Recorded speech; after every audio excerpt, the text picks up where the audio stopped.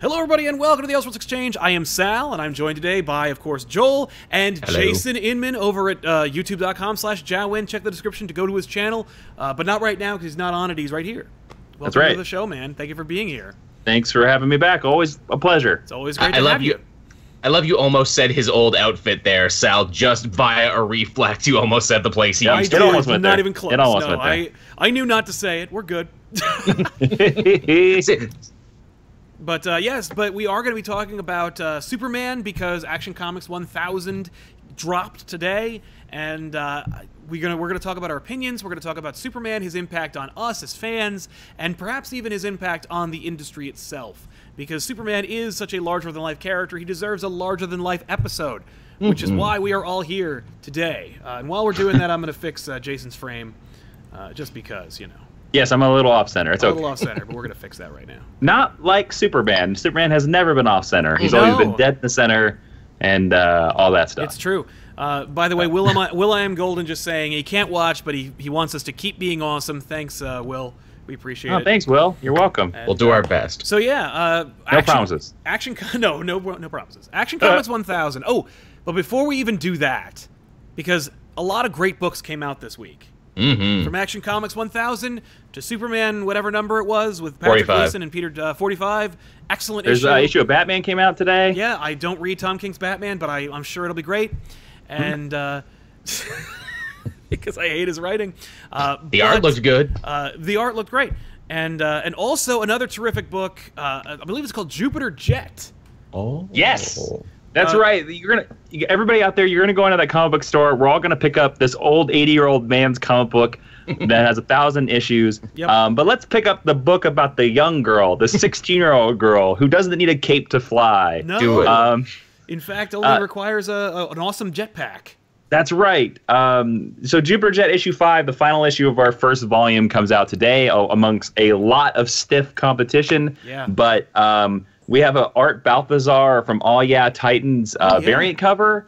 And we're really proud of the issue, and it has a twist ending, and it sets up where we go in volume 2. So if you've read any of the other issues, I would highly suggest you pick up issue 5. It's in comic book stores today and on Comixology today. So while you're picking up your Supermans, pick up some Jupiter Jets. Yeah. I love seeing that book in every store I go. Literally every comic book store I go to, it's on the shelf. That's awesome. You must feel good every time you go to a comic shop. You're like, there it is, even if you're not just going to buy them all and then. Yes, but we do buy them all to use them to take them to cons. But also, I will say, as a comic book creator, it does also hit you in the heart when you go into a comic book store and it's not there, and you're like, oh, that's great. Oh yeah, well, I was gonna say if it's sold out, but I jumped to that too. I hope it's that. Yeah.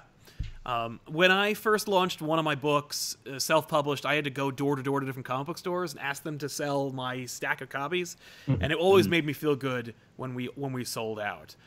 It made me feel bad when I didn't get compensated for all the books that did sell out, but it was nice to it was nice for them to exist. Getting paid's good.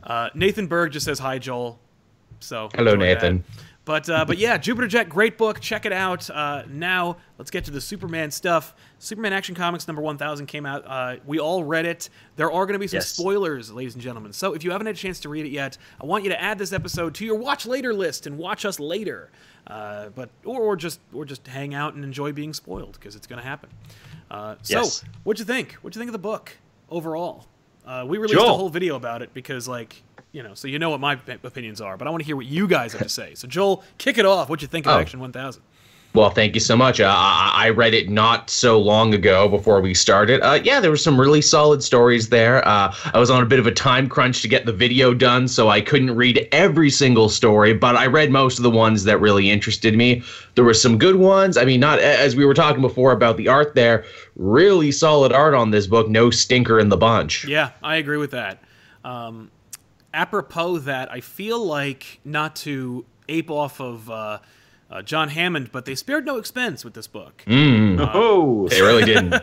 They really contributed a lot to this book. They did not, I think, skimp on the talent and the printing of the book. Just that nice, perfect binding. I loved it. But yeah. So, Jason, thoughts on Action 1000? Or actually, because I know you have a very strong opinion. Before we get there, what was your favorite story that you read, Joel?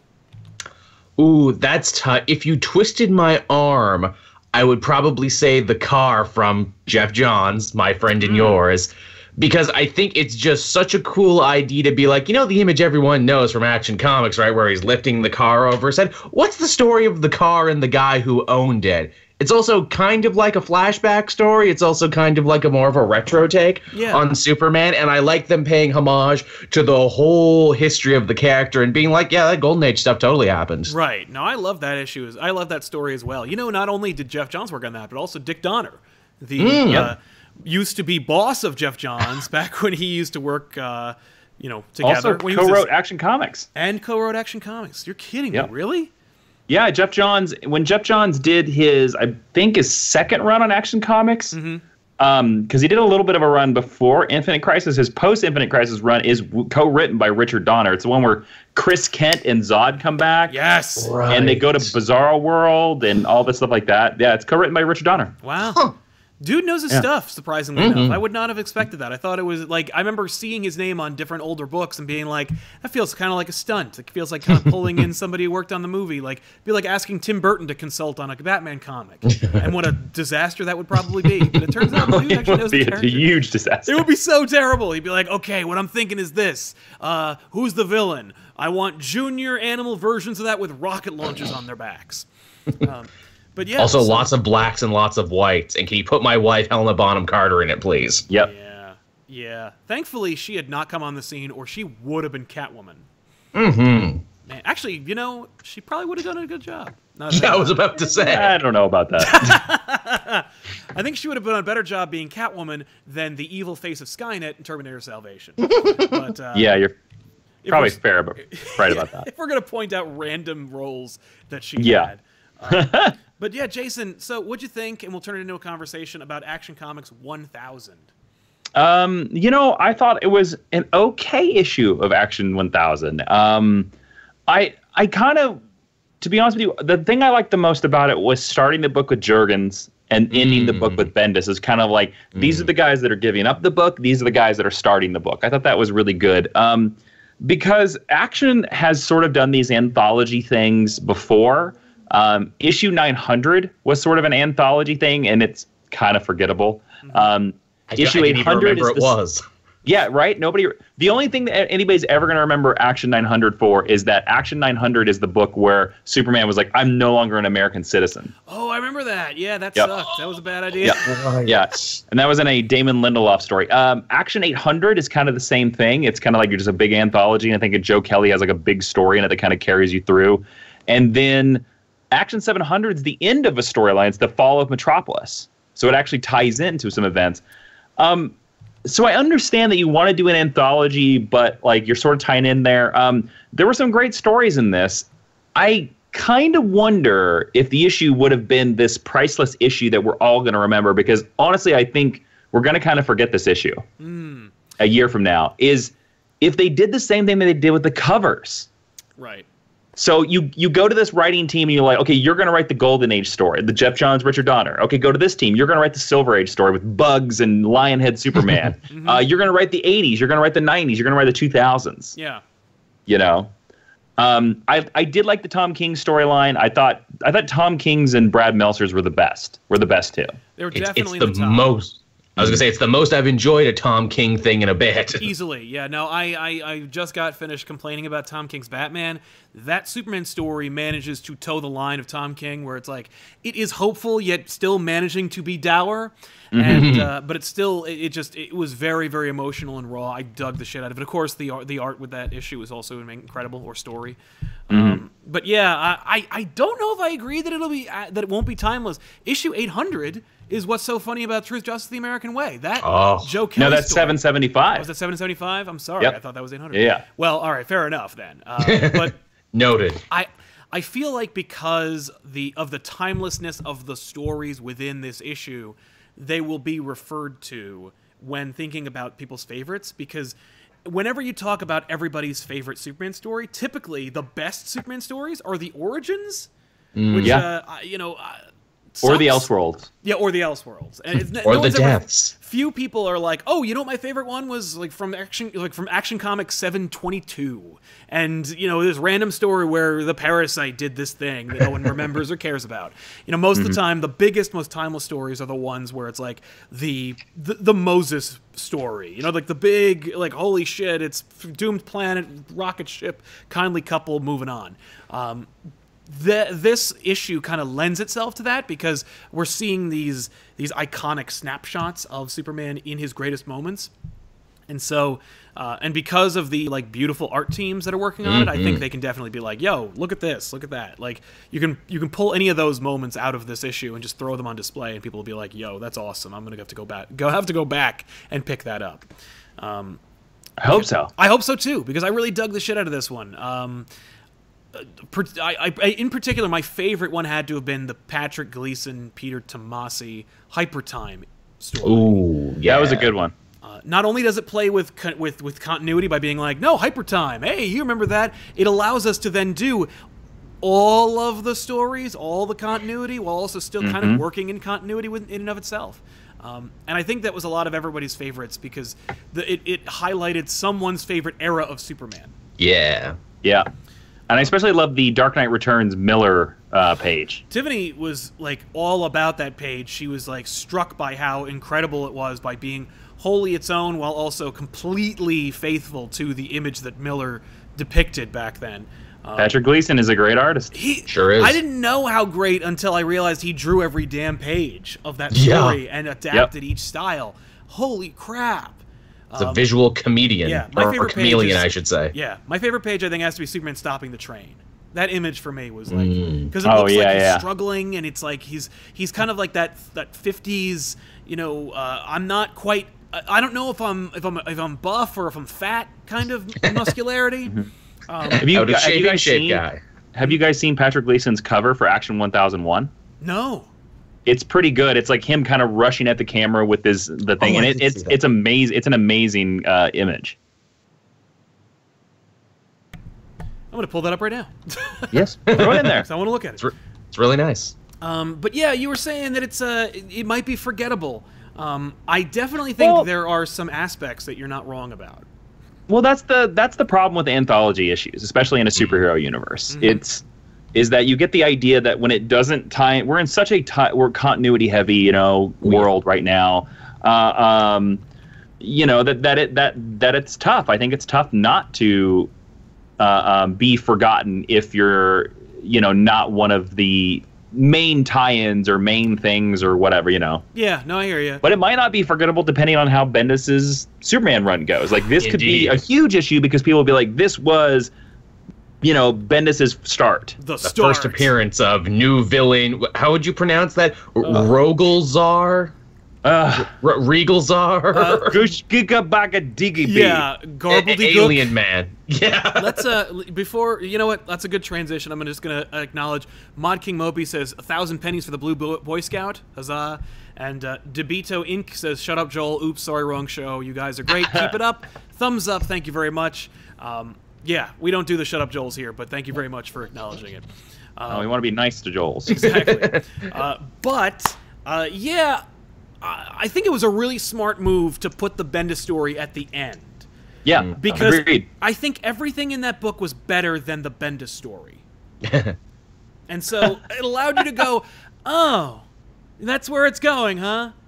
Well, but that other story, though, was pretty great. So let's talk about Bendis and our initial impressions of Bendis's step into the Superman world. What'd you guys think of Bendis's debut? I thought it was clever that you don't actually hear Superman talk for the first little bit. It's all these other randos around him talking about him, and even the people of Metropolis helping Superman out a little. And then it turns into a conversation about the trunks, which had not been addressed until that moment, even though he was wearing them again. I'm like, oh, so Bendis gets to explain why the trunks are back, huh? Yeah. You know what? There was no way he was going to resist having regular people save Superman while also having a conversation, like a back and forth, repeat yourself kind of situation. It plays to his strengths. I enjoyed it. I didn't feel like it was hokey or annoying. I actually went back and I found an old wizard that has one of Bendis' first stories where he wrote Elektra, and interesting. Yeah, and it was rough. Just really, like, it felt like, because I'd forgotten that he had written an Elektra mini, and yeah, me too. Yeah, woof. I was like, this guy's trying really hard to be Bendis, but he is failing hard. Bendis wrote it? Holy shit.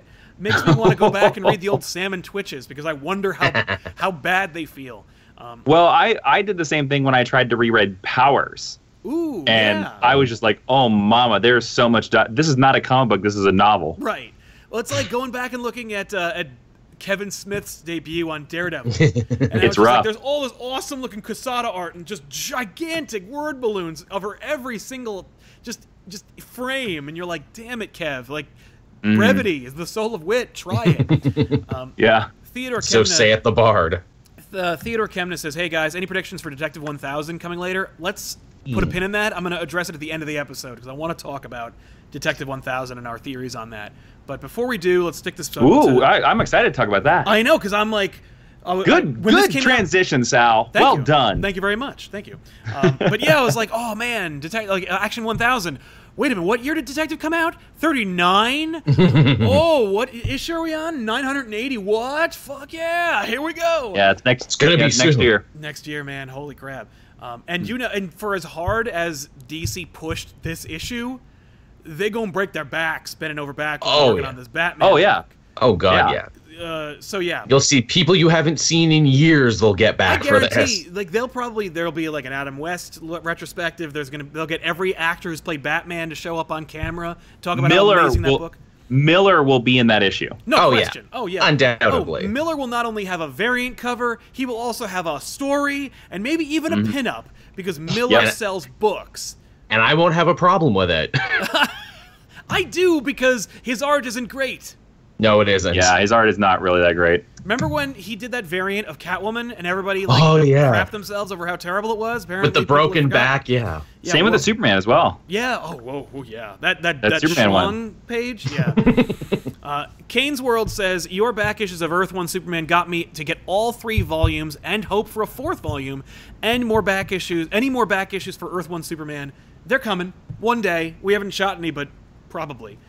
Because everybody loved them, and I like Straczynski Superman, surprisingly enough. Yeah. So thank you very much. But yeah, so we're talking about Action Comics. We're talking about Bendis' debut. I liked the interaction between the two, like, restaurateurs or whatever, the ladies who were working there. I thought it was short. It was fun. It was just a little flash in the pan of like what you can expect from Bendis. I think he's burying the lead of how much dialogue you're going to get, particularly when it comes to when we get into the Daily Planet. Do you think it's more? Oh, I think it's going to be like... I think it's heavier. I think each issue will be heavier because of the amount of text that's in that book. Yeah, I was gonna ask. I was gonna be like, do we think we're gonna get classic Bendis with like 1,000, 1,000 word balloons and stuff like that? Oh, there's no question. Like, here's a prediction: Perry White will be a huge new character. Yeah. Because Perry White will be like the instrument that gets the planet moving and everything. I mean, right. And he loves writing for like older, wiser newsmen. His J. Jonah Jameson is like unparalleled. Yeah, that's true. The Phil Urichs of the world. And plus, like, it's going to be a newsroom. There's no question. Like, there's going to be like 1,000 people talking at once. They're all going to have some. I mean, just think of every police precinct scene he's written, and how many word balloons there are in that. And none of them are main characters in the book. So you got a book where like Steve Lombard, Lois, Jimmy, Clark, Perry, and the new characters he debuts and introduces to Superman's world are all going to be talking. And there's that's what Action is supposed to be. Action is going to be like the big work procedural. It's going to be like the newsroom book. Yeah. And then Superman's supposed to be like the Superman-y book. He said that in a couple interviews before. Yeah, exactly. So when he said that, I was like, that's a threat. That's him being like, oh no, the newsroom is going to be like where I get all of my character interactions, where I get all of my regular people talking. Like Superman will almost be like a sidekick to what's happening in the newsroom and on the beat. But yeah, so the Bendis debut was fine. It was what I thought it was going to be. Yeah, I thought it was okay. Let's address the elephant in the room, whatever the hell his name is. Rogel Zar. I'm just going to call him Zar. Yeah, Flagger de Blur. Like, Brana Week Nitty Bomb. Is it Zar? That's his last name, Zar? His last name is Zar, Now I'm going to call him Zar, because there you go. That is easy to say. It's like the freaking Danny Clear scene in Green Hornet. I got a name people can say. It's easy. Yeah. Yeah, Rogel Zar sucks. I'm just going to say it right off the bat. He is dumb looking. He is boring. And as Jason pointed out off camera, his origin has been done. Let's talk about that. Jason, take it away. The Krypton Hunter. Well, I mean, Brian Michael Bendis said in a lot of interviews that his idea for Superman was something that had never been done before. Had never been done in 80 years of Superman history. And of course, we end this back up in Action 1000 by he's him like, I'm here to destroy all the Kryptonians, and then he says, I destroyed Krypton or something like that, right? Yeah. I want to just say to Mr. Bendis, I assume you've never read Superman Earth 1 Volume 1, because that's the exact plot line of J. Michael Straczynski's book from 5 years ago. Yeah, and as I pointed out earlier... And that villain looked cooler. Oh, yeah. No doubt. You see, the thing about Bendis is he's only read 3 or 4 volumes or stories from whatever run he's doing. And you can easily cite it by simply referencing every actual in-continuity reference that he makes within the story. So, like, if he's writing for Doctor Strange or Doctor Doom, we know he's read Triumph and Torment because it's referenced or it is a significant plot point for those characters. We know he read Doom Quest because every time Iron Man is involved, he references Doom Quest. I feel like those are kind of all the stories that he's read. I feel like he didn't read Demon in a Bottle, and he just kind of, like, knew about it, so he'll reference the alcoholism. But that's kind of it. And when it comes to Superman, I think the dude has been in Marvel for, what, almost 20 years? So 15 years? Yeah. Well, he started, I think, in 2000. So, like, it's 18. I mean, unless you count 17 years. So, but nearly 20 years of writing nothing but Marvel. And before that, it was Spawn. So, like, the guy has probably not had a lot of opportunity to read Superman. In fact, I think he tweeted a picture of, like, some light reading he was doing, which had, like, a whole slew of Superman stories that he'd missed over the last 20 years. And I feel like he's probably just going to watch one of Rob's videos about them anyway, because, like, there's... I want to be a fly on the wall for that. He's just like, God, this guy has such a sultry voice. I really dig it. But, like, I don't know. He doesn't read. And he doesn't read those books. Even though Earth 1 is so accessible and so easy to read, like there's no way he didn't know that story to begin with. And we talked about how, like, DC's running kind of a tight ship when it comes to this kind of stuff, but how did it get through? Like, how did they not say, it's a little on the nose, man. Straczynski's not here anymore, and he's never going to be, but, like, you know, it's kind of the same thing, dude. But we did this already. Yeah, we did that, man. And, yeah, go ahead. I was going to say, also, too, retconning the destruction of Krypton right at the time that we did a story only a couple months back about, you know, Mr. Oz and his importance of being on the planet when it blew up. It's like the dude hasn't been paying attention to anything they've been doing at all over the last 10 years. Like, only the last 6 months, he's created a new character that ruined Krypton, even though we actually had a story just now that ended where he went back in time and saw the destruction of Krypton. And we have a character whose face is ruined that has kryptonite in it, just like Mr. Oz. Just did that. Just have that visual cue. Like, we have that already. We just did that, Just did it. Did he have kryptonite in his? I know he had, like, heterochromia. He had 2 colored eyes. Was there kryptonite? I thought he had, like, flecks of kryptonite. His face is all, like, mashed and ruined. Yeah, he had flecks of kryptonite. Yeah, Jor-El did. Even if it isn't kryptonite, the dude has half a face that's wrecked. Just like Mr. Oz, we just did that. But that said, you know, I want to have faith in the story, but Rogel Zar being the first hit out of the gate makes me think, like, woof, because, I don't know. And Bendis was so proud of him, too, in interviews. He's like, guys, let me tell you about this new villain. He's so big and so strong. Superman has never fought a guy this strong before. I'm like, Doomsday Mongol Darkseid. They haven't built up the hype. They didn't do this much hype for Doomsday when he first came out. No. And he's more iconic. You know why? And you know what it is? I think it's because of the simplicity of the design.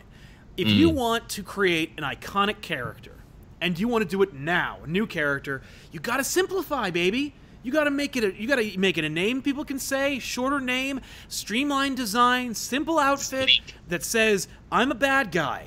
Doomsday, his outfit is his body. He looks a little overdeveloped because he's mostly bones, but those bones are all uniform colored. He's gray and white. That's his color scheme. Yep. Moving on. What is Rogol Zaar's color scheme? Stuff. It's Lots of brown stuff. and red, and I think there's some green, and like, what is his outfit? Like, and I think that the real mistreatment was, and I hate to say it, but I think it's because Jim Lee drew him first. And I love Jim Lee's art, and in fact, the art for this story was pretty great, with one panel exception I had a problem with, but otherwise it all looked fantastic. His Superman, he's perfected. You know, it's second to none.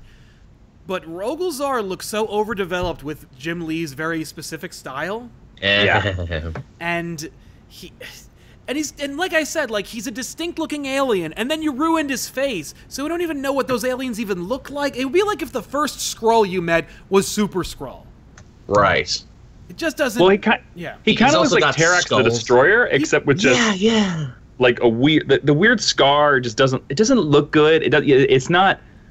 It's. The problem with that is that now every artist is going to draw him differently because nobody can draw that scar the same. Just look at Mr. Oz. They got him on the wrong eye sometimes. Like, yeah, and then also it's the thing of, like, he's got big sideburns. He's bald. He looks like Terrax. Piranha teeth. He does.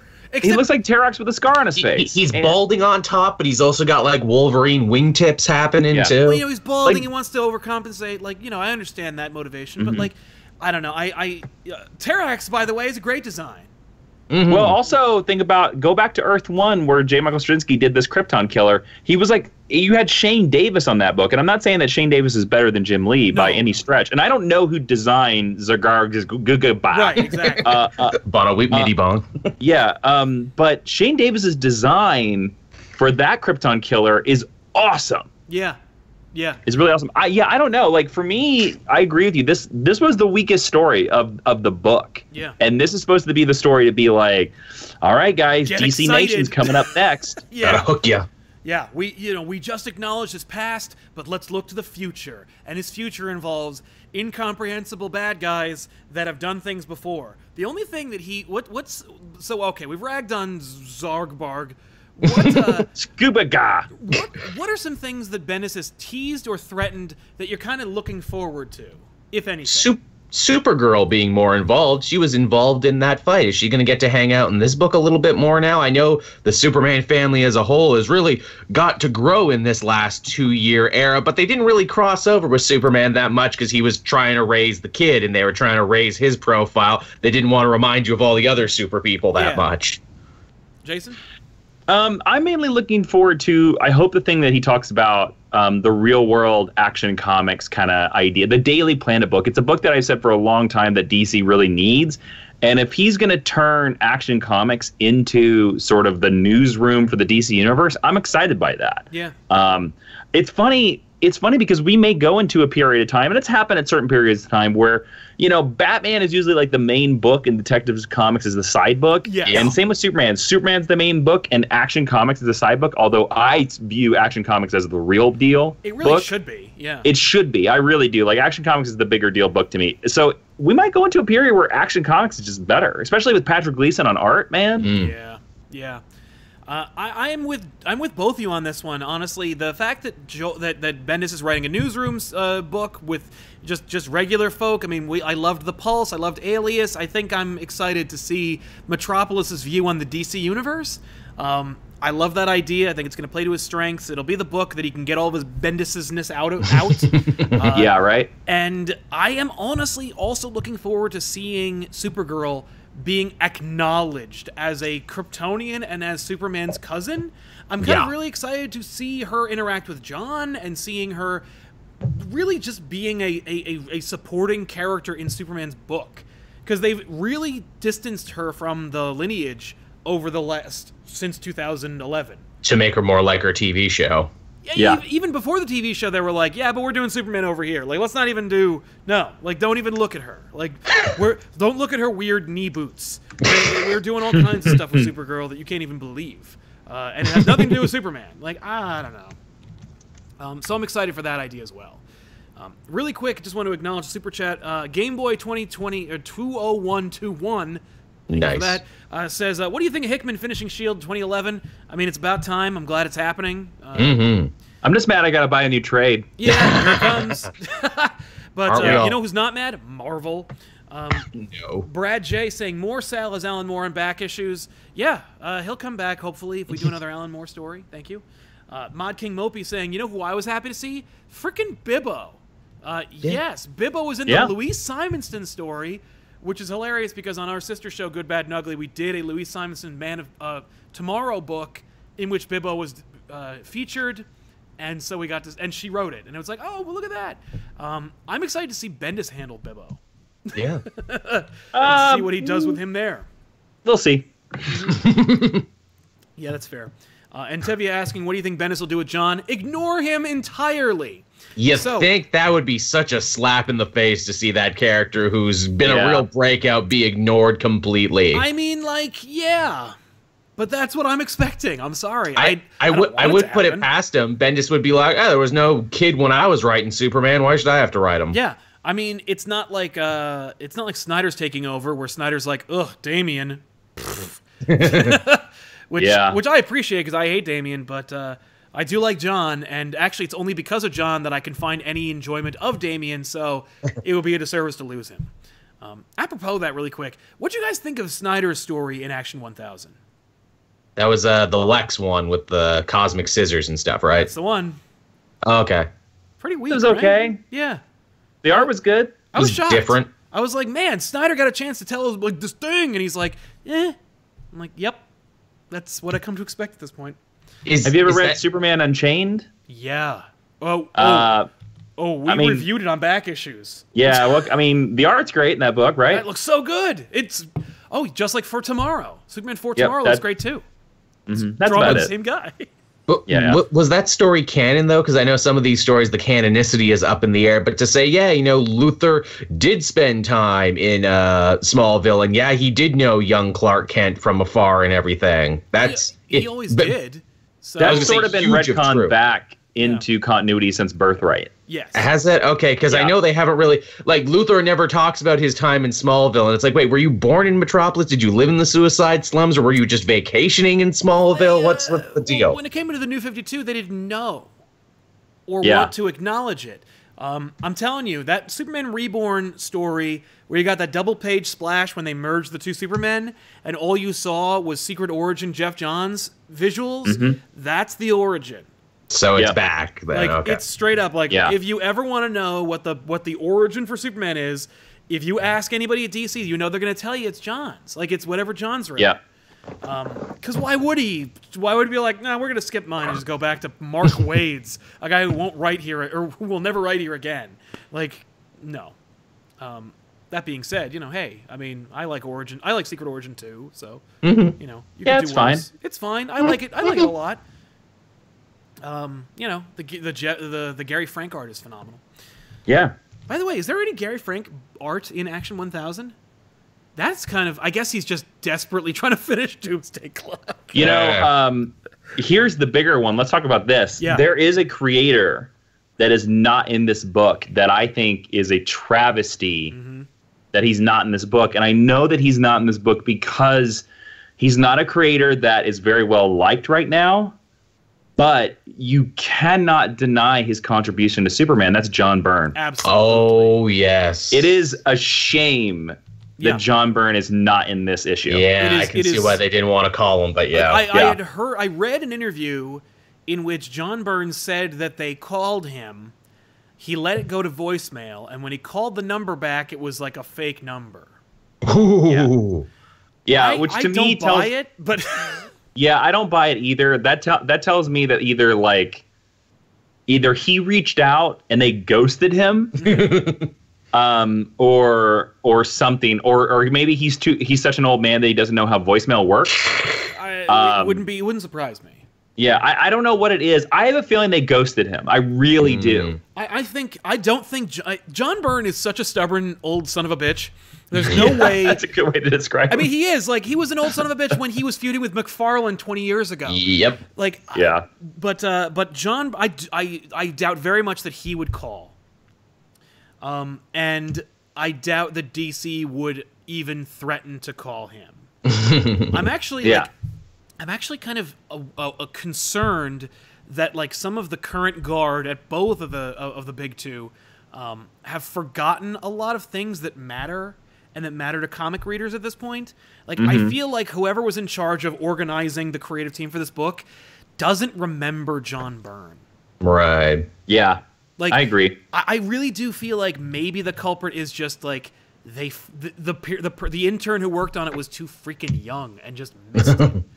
But I could see that. Yeah, but like there should have at least been a pinup. Or right. There are pinups in this book. You could have got John Byrne to give you a pinup. He would have done it. And he would have done it because he would love the money. Yeah. No one's picking up old trades of Next Men. Wah wah. But it is a travesty that there's no John Is there anybody else that you guys feel should be in this book that isn't? George Perez. Oh, good pick. Nice. No George Perez. I got another one for you. Oh, yes. Where's Jerry Ordway? No. Oh. Yeah. Oh, I got another one. Alex freaking Ross. Right? Yeah.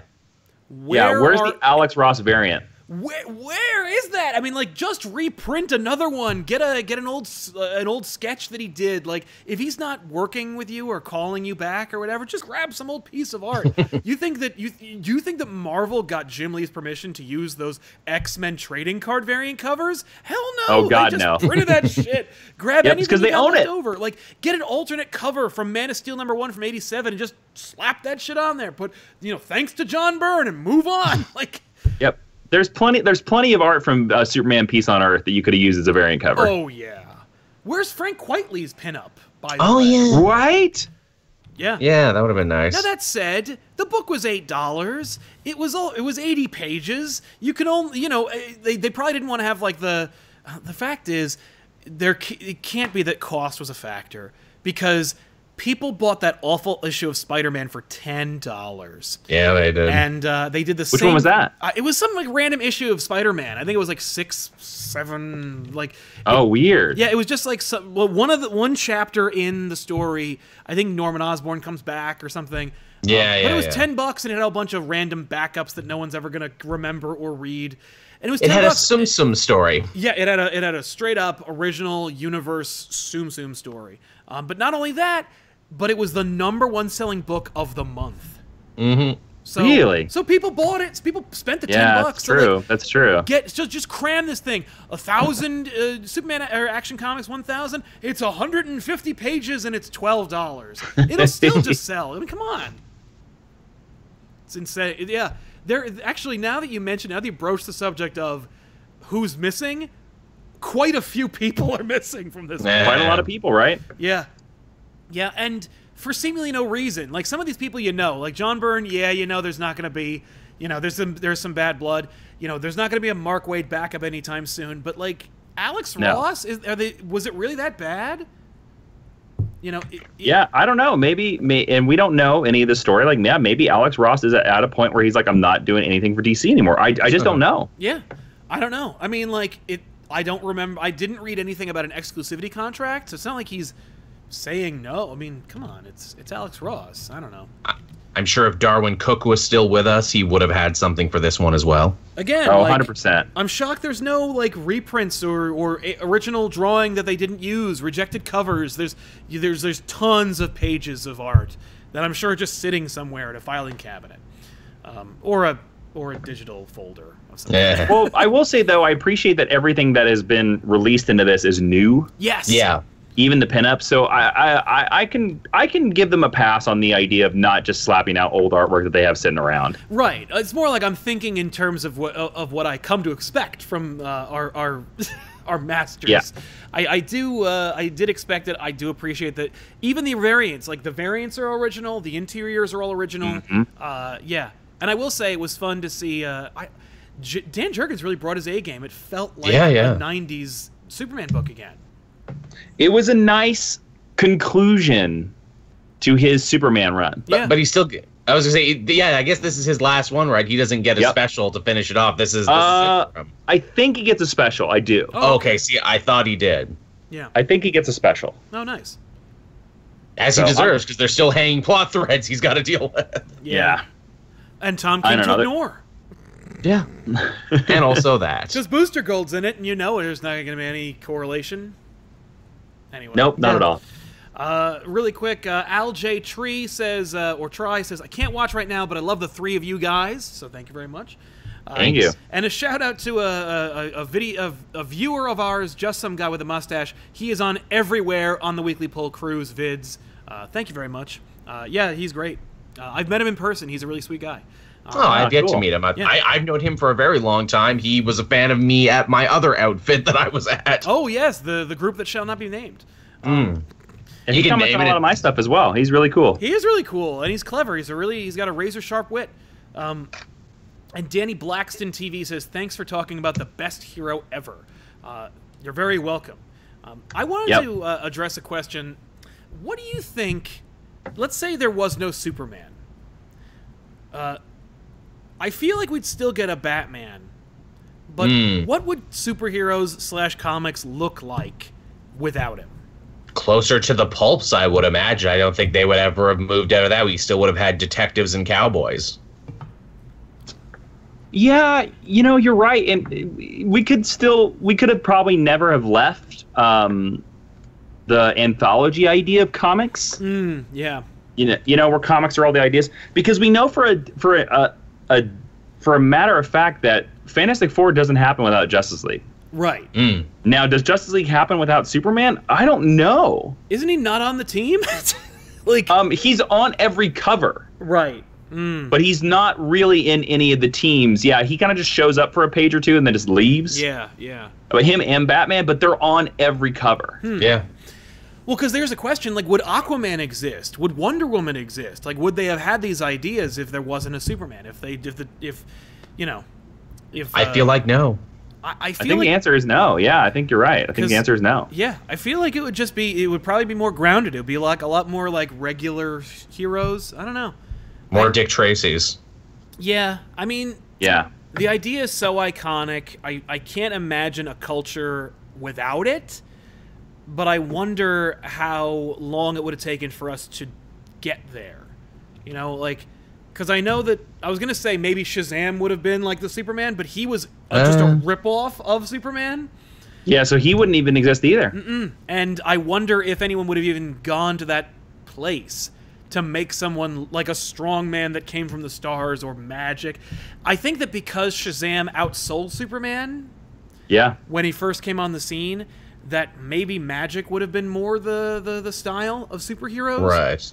Interesting. It would have been less about aliens and it would have been more about magic. But the look certainly would have shifted. I think. Well, we wouldn't have the strong man with the cape. No. Yeah. Or the underwear on the outside. But he also had a mask. I feel like we would have seen a lot more masks. I can see that. Because I think Batman would have been... Because it's not like Kane and Finger were peeking over at what Siegel and Schuster were doing. I feel like those two stories kind of operated within a vacuum. Yeah, but Batman was a direct response to Superman. Because was he a response, or was he... I thought he just came out of that fire. No, he was. It was the idea that Superman had been around for about a year now, and he was selling so well... that they went to all the other artists in their pool and were like, and they told Kane, they were like, we want something like Superman yet different. Okay. So so Batman doesn't even exist without Superman. That's true. Yeah. That's a good point. Wow. What would we be doing? We guess we talk about video games.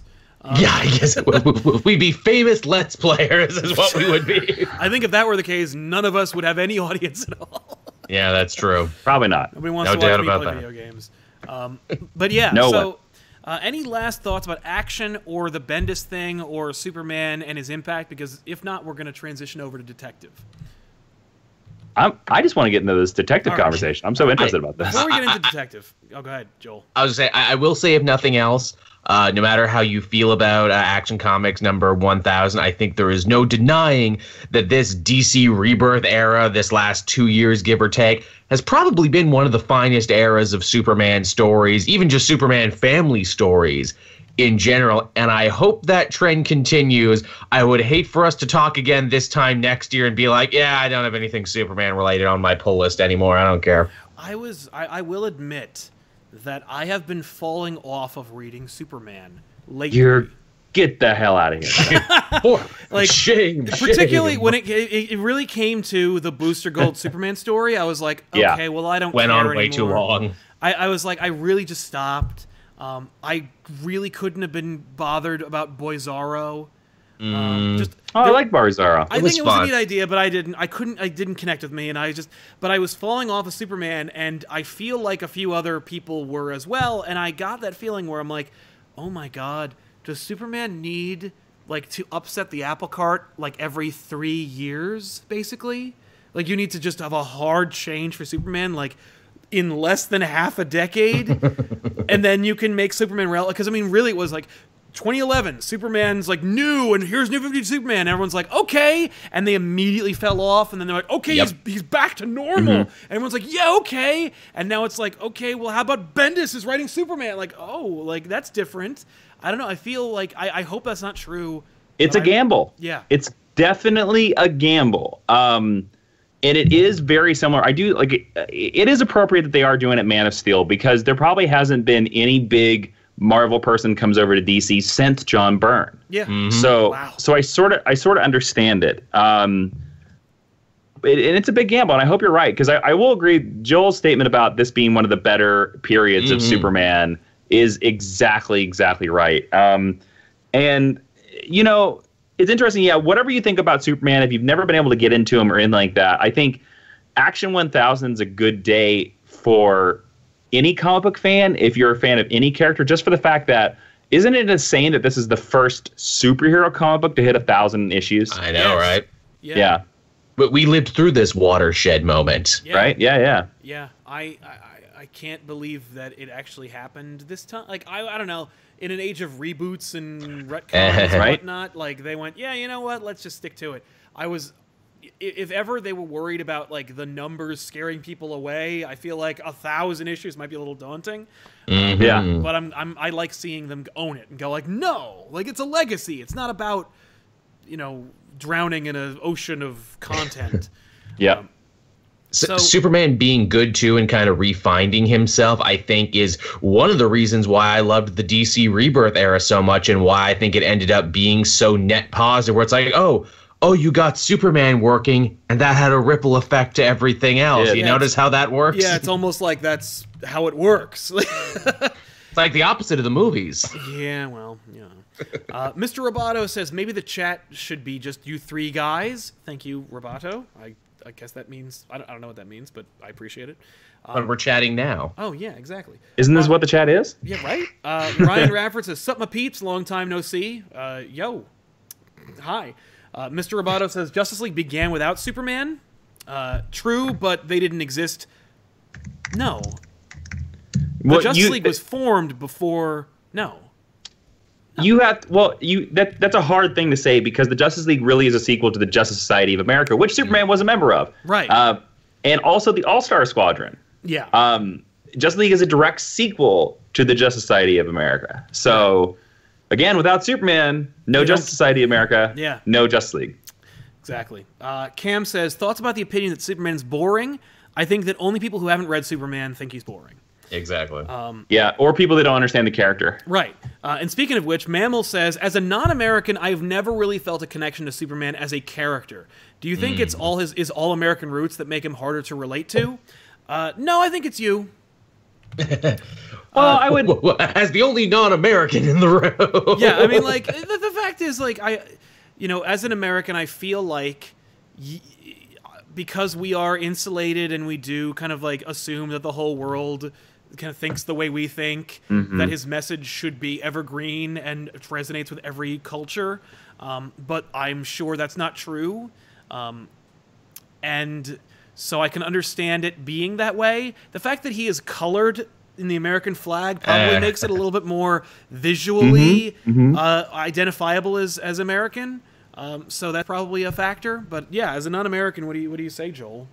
I would say Superman has both in him is the thing. I think he is able to cross a lot of borders and touch a lot of people all over the world because he is the story of an immigrant. He is this Moses allegory. He is these other things. In fact, in like news footage, you'll see people who are having like, who are challenging authority and rising up against their corrupt governments. You'll usually see a Superman shirt in the crowd. And I think that's really cool. But I also see it from the other side, too. You'll recall they had that like 2-part story from just recently. It was supposed to be a July 4th thing where it's like, oh, the Kent family taking a road trip across America. And isn't everything great? And isn't everything fine? And I'm like, look out the window, maybe. Maybe in your world, everything's all right.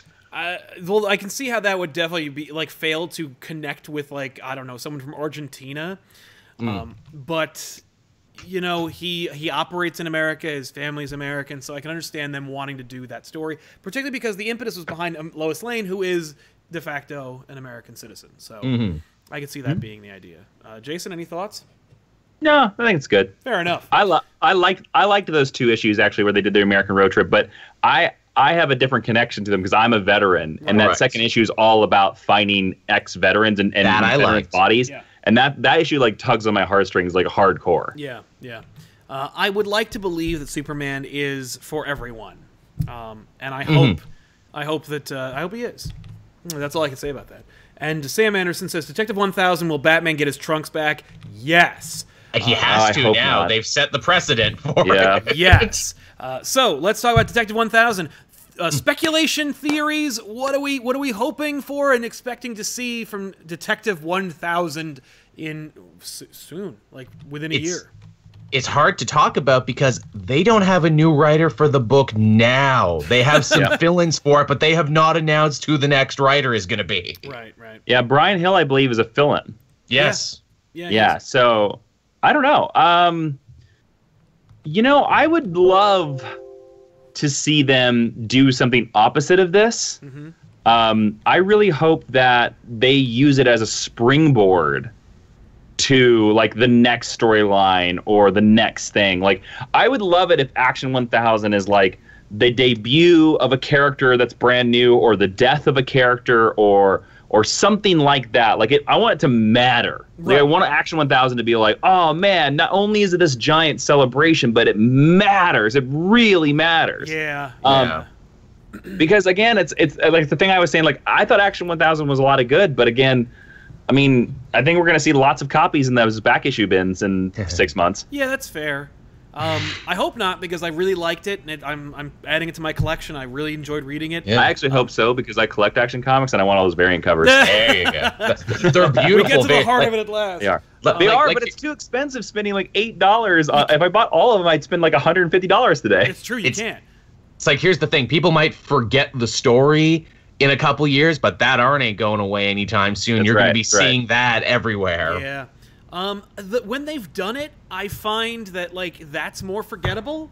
I don't know, like there are a lot of like milestones in Batman where they did it and I go, I don't know what the hell. Like the big moments that mattered in Batman's history are not on centennials. Like the debut of Robin, the debut of Tim Drake, the debut of Damian, the death of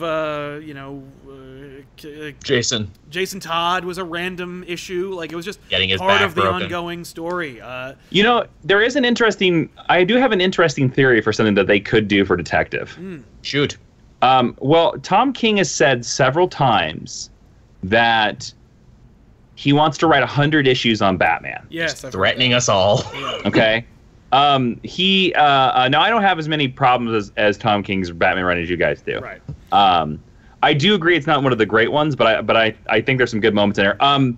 If he writes another 50 issues at this double shipping method, he's gonna hit Batman 100 somewhere around this time next year. Yeah, fairly soon. And they could do a thing where What if they did a thing where he completes his Batman run on Detective 1000?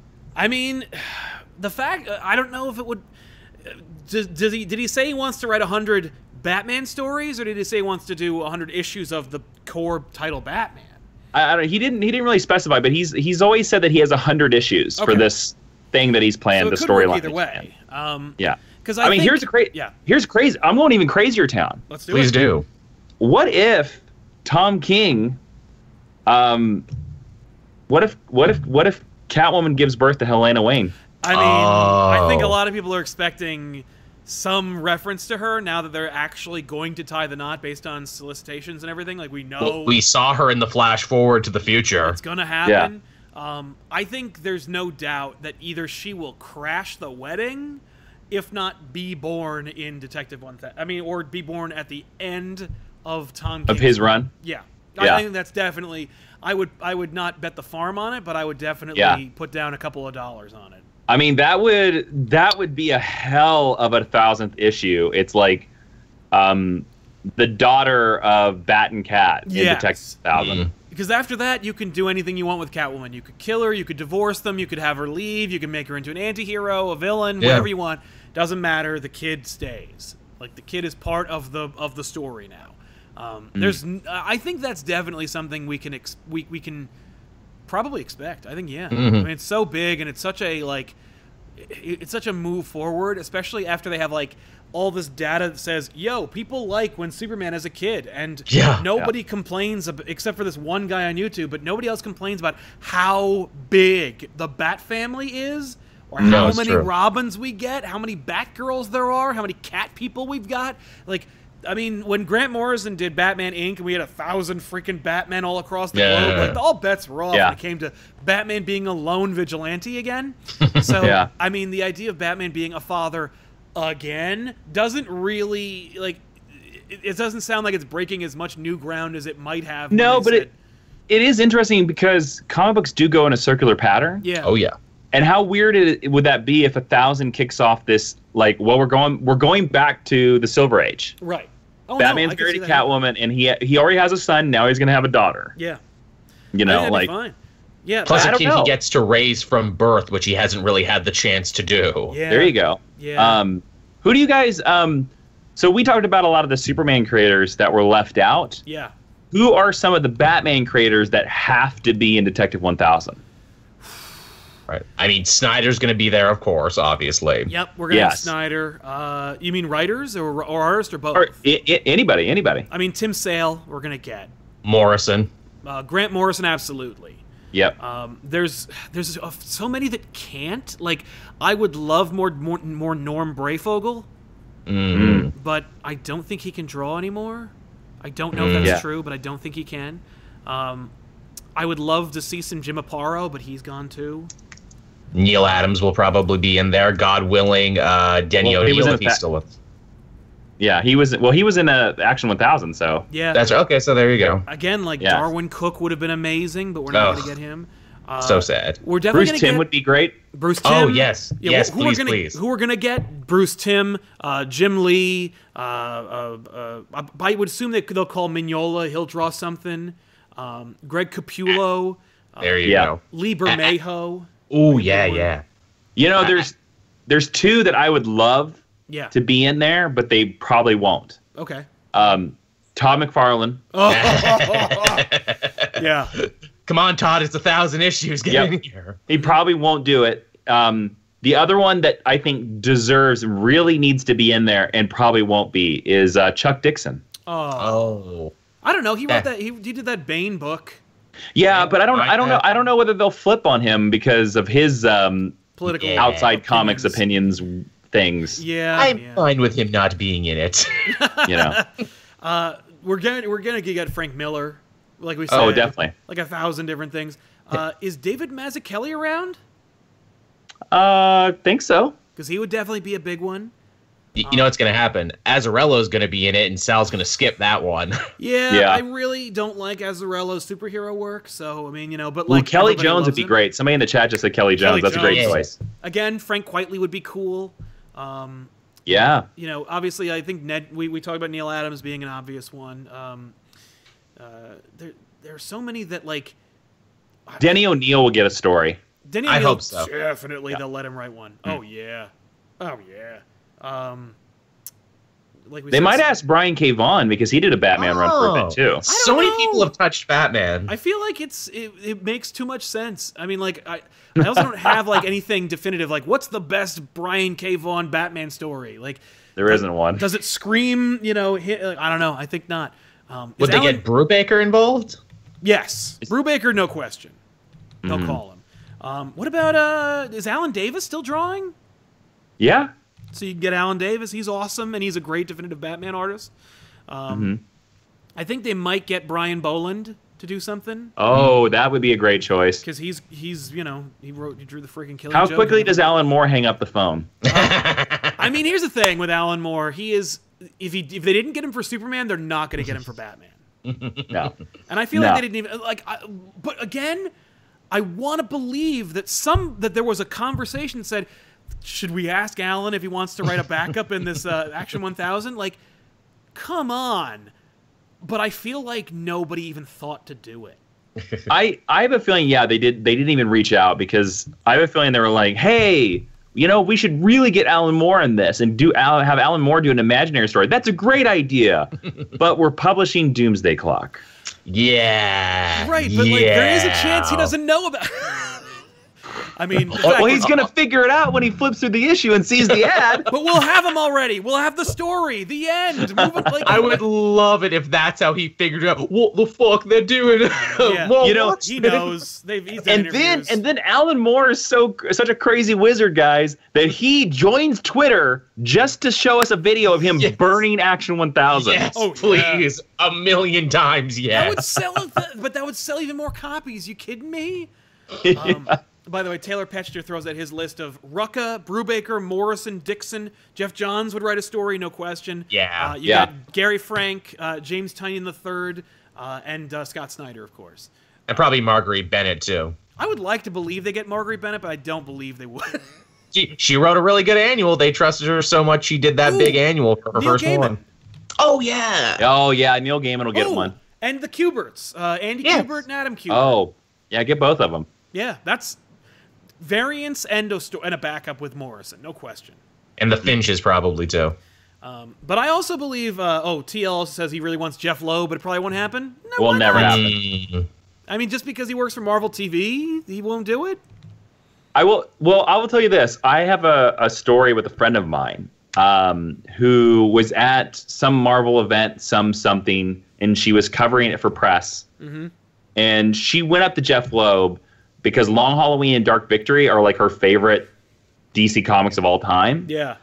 And she said all the questions, stuff like that. And she went up to him and she was like, I know this is a Marvel event, but she was like, I just wanted to tell you how much your stories, Long Halloween, Dark Victory, mean to me. Mm-hmm. Like, they're my favorite comic books of all time. And I just wanted you to know that because you wrote them. Yeah. His response was, why the fuck would you talk to me about those here? Oh no. Okay. So don't expect Jeff Loeb to come back for Detective. Okay. Yikes. Well, that's good to know. I am literally texting my friend right now. He runs events for a special thing that does Marvel Netflix stuff, and Jeff Loeb is there a lot. And he asked if it would be inappropriate to bring a copy of Long Halloween to have him sign it at the Marvel event. And here's the thing. Normally, under regular circumstances, it would be appropriate because they wrote it. Because it doesn't matter.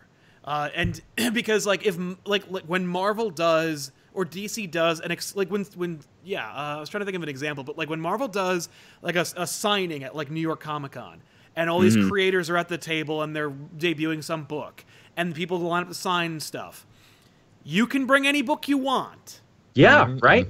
Like, I gave Wade Birthright to sign last year or so. And That's great. He was happy to draw it. He drew a little Superman logo in it. Like, he was happy to do it, as was everyone. And so I told him with confidence that Jeff Loeb was a professional and would be totally okay with that. But Get now ready. I I think you better advise this Fred. I am sending him a text literally right now that says, do not bring that comic to Loeb. Abort. Do not do it. Under normal circumstances, you would be fine, but apparently not. Holy shit. Okay, so you'll get, but then you know what you do? You get, you just get Tim Sale. Tim Sale will do it. He did variant covers for Detective last year, or Batman. He's not what he used to be, but he's still doing them, and you know, and I'm sure he'd knock it out of the park for a full variant for the book. TL just said that suddenly does not make me want to have Loeb. No. Yeah. No. TIL. Loeb's a dick. That sucks. Jesus Christ, Jeff. That's too bad. Yeah. So, Detective 1000. What do you think it'll be bigger? Like a bigger push from DC? I think it will, because they've always loved Batman more, it seems, for Centennials. Well, they're Batman comics. Yeah, they're DC comics. It's Detective Comics. It's Detective Comics. It's Batman comics. Detective will be bigger. Oh yeah. Yeah. I think they'll also acknowledge that DC stands for Detective Comics. I think so too. I think they will. Oh God, do you think we'll get another DC redesign? DC logo redesign? I think they're really happy with this one. I mean, it looks good. It's a solid design. Well, it looked good in the 70s when they came up with it the first time. But I think that they did this beautiful thing with the Action Comics variants, where with the decade variants, the logos reflected the decades they came from.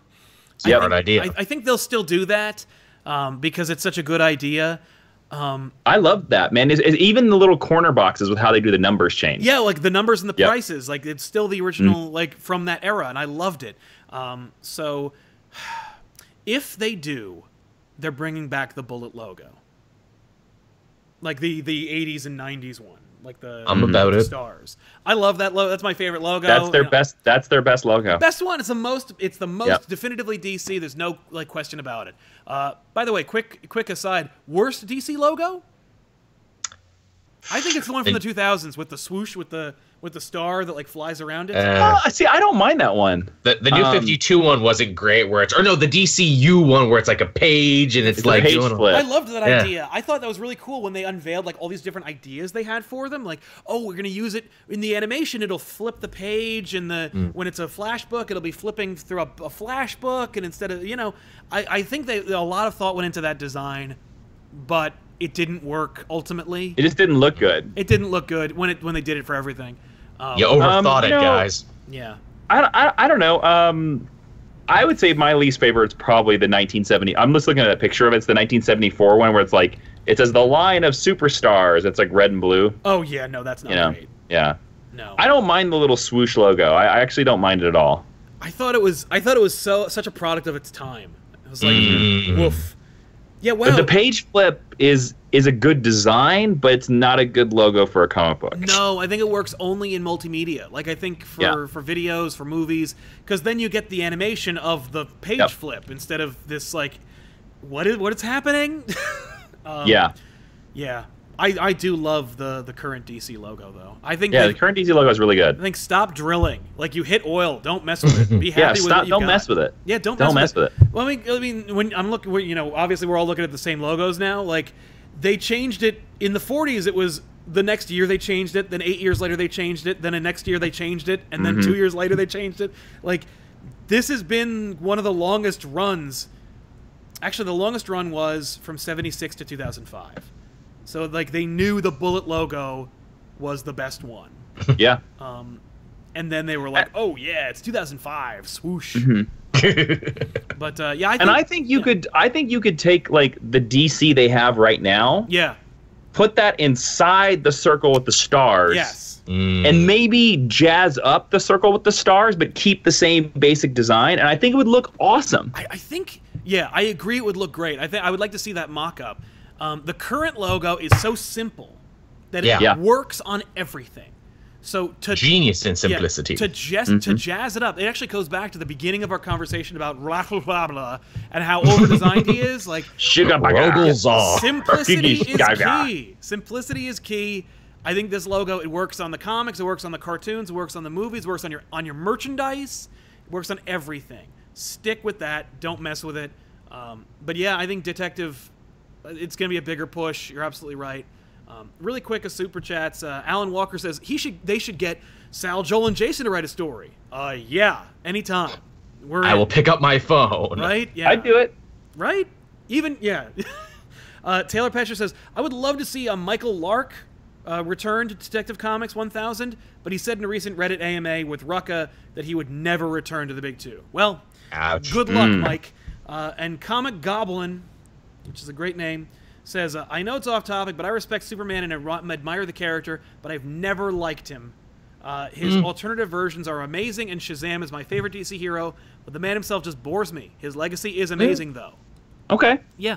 I mean, like, you're entitled to your opinion, and I hear you.